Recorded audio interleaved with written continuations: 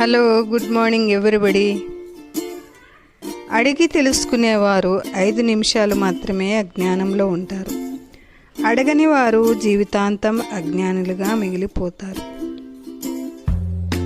మనిషి వయసు పెరిగే కొద్దీ అనుభవం పెరగాలి, ఆలోచన విధానం మారాలి, ప్రవర్తనలో మంచి చెడులు తెలుసుకోగలగాలి. అప్పుడే మనిషికి విలువైన గౌరవం, సమాజంలో మంచి గుర్తింపు లభిస్తాయి. నిరాశలోనే ఆశ ఉంది, తిరస్కారంలోనే పరిష్కారం ఉంది, ఓటమిలోనే ఓరిమి ఉంది, నిర్లక్ష్యంలో లక్ష్యం ఉంది. నిదానంగా ఆలోచిస్తే అన్నిటిలో ఒక అద్భుతమైన సమాధానం ఉంది.